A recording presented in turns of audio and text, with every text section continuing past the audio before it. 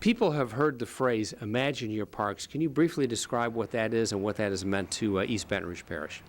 Imagine Your Parks is a program we instituted as a result of a bond initiative back in 2004. We received $70.5 million. It was an extra initiative that helped us to build community parks, improve some of the neighborhood parks, and some of our special use facilities. And it was money that we needed because our system had aged and degraded, and it helped us to bring the system back to life and make it more vibrant and exciting, and we were able to build some new wonderful amenities in many of the community parks around the parish. We understand there is a tax election on April the 5th. Would you explain what's on the ballot? We are asking the voters to allow us to renew our millages. We're not asking for a new tax. We're asking for what they're currently paying us to make sure that we have a vibrant, well-maintained, safe system. And this is what this money will do. It will help us to continue to do what we've been doing. It will help us to take care of many of the new amenities we've put in parks. And so this money is very important in order to keep us alive, to keep us moving forward. So it's an approval for what people are already paying. It's already what they're paying, and it's not anything new. BREC's made a lot of changes in the last 10 years from our last strategic plan. Before 2005, BREC was a neighborhood park system. We had a lot of small neighborhood parks. We had special use facilities. The neighborhood parks were they were kind of like McDonald's. They were you didn't drive past one neighborhood park to get to another neighborhood park, but you had a lot of them. What we saw in the last planning process is that we really needed to change the model and go to more of a community park model, which gave you a lot more variety. So suddenly you had Italian food, you had Chinese food, you had a lot of variety out there, and reasons to go and see these other parks because they offer a lot of different amenities, things that keep people busy for much longer time and build the social cohesion of having groups come together and see their friends, visit with each other, and so forth. Now let me show you what a community park looks like. At a community park you have a lot of different amenities. You can see things like climbing walls, basketball courts, really nice playgrounds, buildings that are architecturally really significant with lots of different things to do, like access to the water, big event areas where you can hold concerts and so forth, nice sitting areas, places that are comfortable, even places for dogs, so that you have dog parks. You have splash pads where kids can get in and keep cool during the summer and have a great time. You've got more formal spaces like promenades. You've got skateboard parks, things that are really unique and offer a lot of different amenities, and fishing, lakes, kind of a wide range of activities offered in different environments throughout the parish that give people a lot more variety than they had in the past. Now let me show you where the community parks are. They're scattered around the parish so that generally wherever you are in the parish you ought to be able to reach one within 10 minutes. They're shown here in blue, starting with Zachary, Sandy Creek, a new one. We've got Jackson, Greenwood, Antee, North Sherwood, Howell, Independence, City, Perkins, Forest, Highland. All throughout the parish, no matter where you ought to be able to get to one of these community parks. Now I want to show you an example of one of the community parks and some of the great variety that is at that site. This is a good example of a community park and what we're trying to do in the parish. This one is at Zachary, and here you can see the heart of the park. Some of this is constructed, some of it's still ongoing, but this building kind of serves as the heart of the park, and then you have amenities focused around the heart that pull a lot of different people in together. Here you can see a splash pad, you can see a playground for smaller kids and a playground for older kids. Here, this is one of the big pieces that'll go in. This building actually holds in, like ping pong tables and things that can be pulled out during the day for kids to play. Here you can see Dance Dance Revolution. Trails connect into the park from the local community so people have really good access. There's a community garden for kids to actually see where tomatoes come from. They don't just come from the store. In this one, there's actually a trike area where small kids can ride. There's also a place for playing chess or checkers that's a large size. Interactive areas for kids to get into crafts. An area for music. And let's see, you can see several different things going on here. And then some interactive areas just for play. A lot of fantasy type play where kids can just use their imagination. And again, here you can see some examples of the water park of how that splash pad will happen. And then some climbing features. Community parks are parks where we serve a larger number of people with several different amenities on the park. It's a concept that, it's not a new concept, but it's one where it engages the entire community, it engages more people, it brings in families to play, to both in an active and a passive way. They can participate in kayaking and canoeing, and they can participate in just walking through the park or bringing their pet to the park. The community concept is really about building community. It's really about helping to continue to build families and to bring people together. And so from a standpoint of what a community park is about, it's about a number of things. It's about helping people to stay healthy and active and together.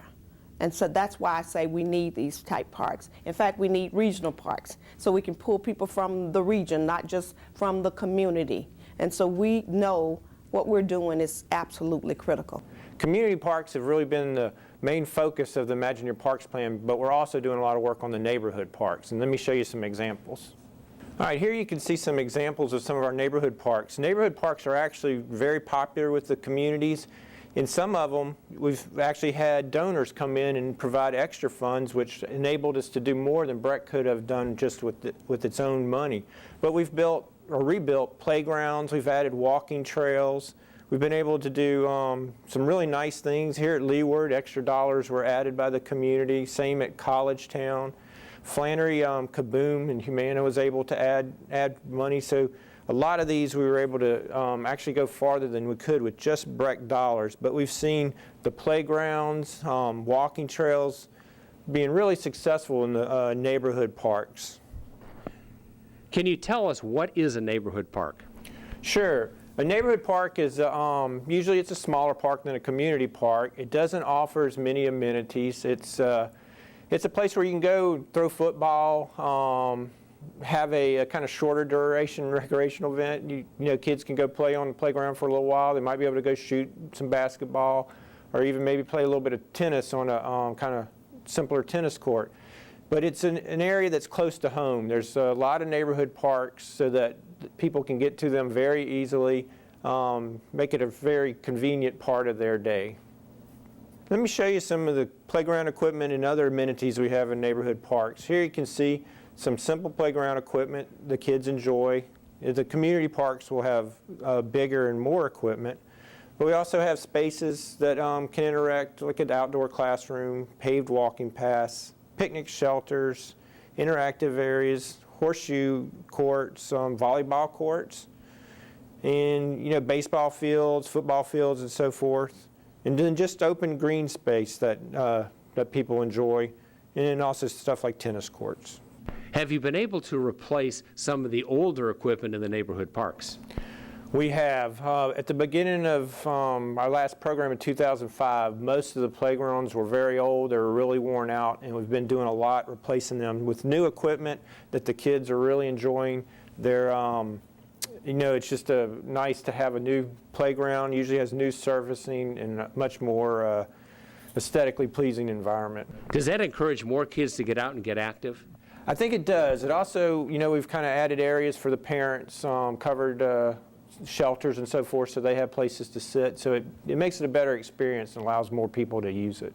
This is one example of a neighborhood park we did at Jefferson Terrace. As we've done these parks, we've done a lot of public planning, and this board was prepared to meet with that community and give them some examples of things that we've done.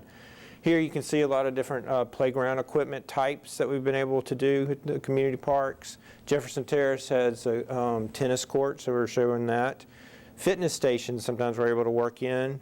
Walking loops in the neighborhood parks have worked very well. We've gotten a lot of activity from that. We've also had community gardens, grass volleyball, tried to improve some of the parking areas, and then of course benches and water fountains. So those walking paths are designed not only for kids, but for adults as well. Certainly. We always try to make them to a denomination of a mile, like a third of a mile or a quarter mile, because a lot of people are out doing fitness walking. They're trying to keep in shape. They want to be able to track how far they went. So they're able to get on these paths and know exactly how far they went when they're getting their workout. Let me talk a little bit about special use facilities. Those are really kind of some very special, unique facilities. These are the kind of places when you have friends come in from out of town, you might bring them. They're those areas that are really unique. They actually drive tourism and so forth to the community, and they do a lot of different things. Here you can see the BREC's Baton Rouge Zoo is one of our special use facilities. Sports parks, of which we have quite a few, are special use facilities. Bluebonnet Swamp Education Center, you know, we have a swamp right in the middle of the city of Baton Rouge, which is great. Magnolia Mound Plantation, Knock Knock Children's Museum, which is something that's coming soon. Independence Community Park, the gardens out there are really great, and we're building a new building that'll be a cafe, but also a teaching facility for like master gardeners and our day camp programs, which are real strong. The Burbank Soccer Complex, you can see. Highland Road Observatory is one. Far Park Equestrian Center, and our newest one, Frenchtown Road Conservation Area, which is an area almost 500 acres at the confluence of the Amite and Comite River that offers really great hiking trails that we've just opened. These kind of facilities really enrich what BREC can provide. We have some of the strongest day camps, I believe, in the country. We take kids to see all these different things. They learn about the culture of the area. They learn about the natural history of the area. And of course, they build friendships with friends and have a great time over the summer. One of the more popular attractions is Liberty Lagoon. Tell us the concept behind this. Sure. Liberty Lagoon came out of the last strategic planning process. One of the trends of going across the country were to kind of get away from the simpler rectangle pools and go to these family aquatic centers. These offer a lot different amenities that can keep a family busy for a long time. They've got things like a lazy river, which you can see here, big slides. They've got zero entry depth areas, actually play features out in the park. They've got a lot of comfortable shaded areas for people that can sit and rest. It offers a lot more things to do, all the way from a toddler all the way up through adult. And this one's proved very popular. We put it at Independence Park because that's in the center of the parish, so it makes it easiest for everyone to get to.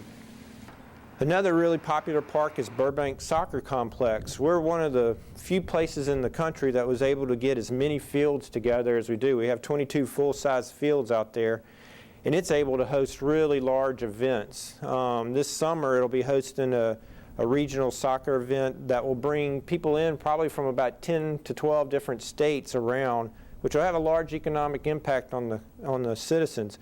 But we have thousands and thousands of people that come out here to play soccer, but we also have softball and baseball and a dog park that keeps very busy, as well as fishing areas and so forth in that park. All right, trails was the #1 request that we got from the citizens in our last planning effort, and I believe that's still true today as we go through the next plan. And we're calling connectivity trails, which are trails that are outside of BREC parks. These are trails that will link together. They have huge recreation, but they also have huge transportation benefit. And we're calling that the Capital Area Pathways Project. One of the biggest ones we're working on right now is around the Mall of Louisiana. It'll eventually be a 7.3-mile loop that links a lot of different features, including Perkins Road Community Park, Burden Research Center, where you've got the Rural Life Museum, a lot of different areas where people live, work, and play. So all this will come together and start to give people an option to run, to jog, to ride their bike in an area that's pretty well congested. As a matter of fact, you'll probably be able to move around on the path a lot faster than you can by car in this area. Just how popular are these trails, and what kind of demand is there for them? They're extremely popular. We've been able to do other projects with CAP, such as we did a connectivity trailhead to the Levee trailhead at Far Park, so people can go there. There's a air pump station so they can take their bike out. There's restrooms and so forth. There's other connectivity trails we've been working on up in Baker. We've got a tie-in started that will go into the community. There's a rail-to-trail possibility up there.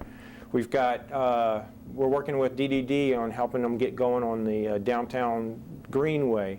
So there's a lot of different pieces of the pie that we've been working on, trying to get the connectivity trails really going in this parish. This parish is kind of far behind a lot of the other places in the country, and we've got a lot of effort to make that happen. It'll be a kind of parish-wide effort. BREC can't do it by itself. There's not any one entity, so we're going to have to really partner with everyone to make the trail system happen. Tell us a little bit about the public-private partnerships that BREC has been developing. We have numerous partners around the parish, and as a matter of fact, there's no possible way BREC can do what we do without the support of so many individuals and companies and nonprofits. We have so many different partnerships in order to provide facilities, in order to provide quality programs. As an example, one of the partnerships we have is with Blue Cross Blue Shields Foundation of Louisiana. They're helping us to build the CAPS Trail, the Capital Area Pathways project that we're building the trails connecting from the Mall of Louisiana up towards the Seagan and Bluebonnet zone, hopefully eventually to come up to the Pennington Biomedical Research Area. We are in partnership with the YMCA, for example, to provide swim lessons and swimming for kids this summer. We're in partnership with various individuals such as the Turner family to help us to construct the new education facility and visitor center at Magnolia Mound. We're in partnership with program partners such as the Baton Rouge Volleyball and Basketball Association to provide programs and operate the facility at the New Perkins Road Gymnasium. We're in partnership with so many different people to provide quality facilities, services, and programs. And in order to continue to do what we do, we know we have to make sure that we leverage those partnerships and continue to move our system forward. And we have an example of one of the partnerships now with a playground that was built in one day. Oh, absolutely. In fact, that playground was a result of a Canvas trip. We met with the CEO for Humana, and Humana agreed to fund the project. We worked with Kaboom and Humana, and in 6 hours we built a playground with the help of a number of volunteers around the parish. City Year, Southern University, students from LSU. We built a playground in less than 6 hours. It was incredible. We're here to build a playground. We're in partnership with Kaboom and Humana, and we're excited that we are able to work a partnership between BREC, the BREC Foundation, and those two organizations to build a playground that this community really needed. This playground is actually a one-of-a-kind playground. It's really cool. The kids actually were able to help design it. So when we had our design day about 8 weeks ago, the kids, parents, community members, and staff members got together to help the dreams of these kids come to life. And the kids were able to actually put their dreams on paper by actually drawing their dream playgrounds, in which case then we were able to get 3 designs drawn up for them, and they were able to select the one of their choice, and that's the one that we're building today. In order to really make this new space unique, we asked for the community to give us their ideas, and one of the things that we came up with was getting the children involved in creating murals and actually painting tiles prior to today so that they could put their own signature seal on this play space in addition to the playground. So if you look around, you'll see that we added a little bit of color by adding the tiles that the kids painted prior to today, and then a mural that's on the asphalt, and hopefully they'll continue to add as the multiple phases continue to develop. We came over about 2 weeks ago and we designed the tiles, and today they actually got to place them on the playground. So, and this is something that's going to be here forever, and they could always come back and look at their work. Humana has traditionally been is an insurance company, but really we've become more of a health and well-being company. And so the whole idea is behind these playgrounds are that they're multi-generational. So the idea that, you know, when you typically hear the word playground, you think kids. Well, the whole well-being aspect of this is, well, we can't stop exercising after we're no longer a kid. We got to keep exercising, keep physical activity in our lives, because as you know, the incidence of diabetes, heart disease, high blood pressure, all those things are exacerbated by things like obesity.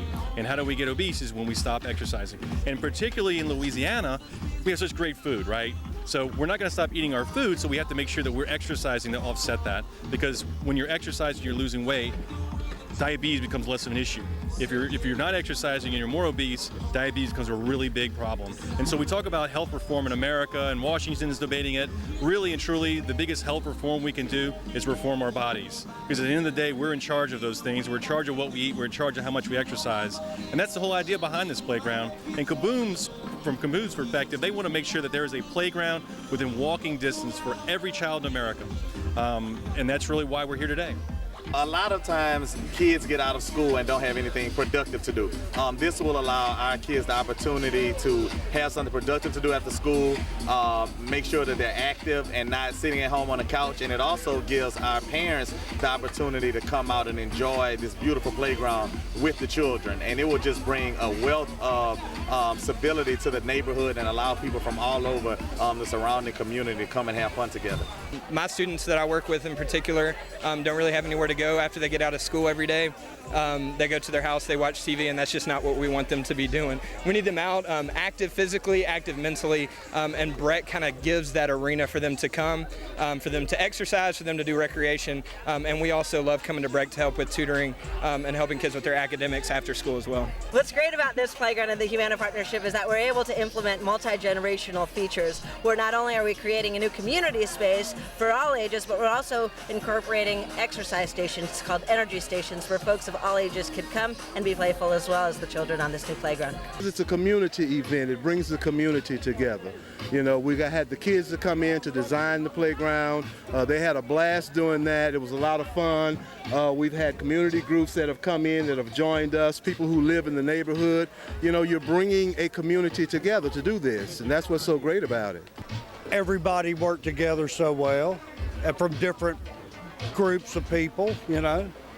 It's been really nice. I have 2 children myself, so it's always good to see things like this going on and improve the community, you know, especially for the children. So it's always a good thing. I have a daughter of my own, and so I just felt like it was only right for me to come out here. My mom is trying to help the building the park and stuff, and she's doing a very good job. First thing, I'm gonna help painting, and then she's gonna find something else for me to do. It's really exciting.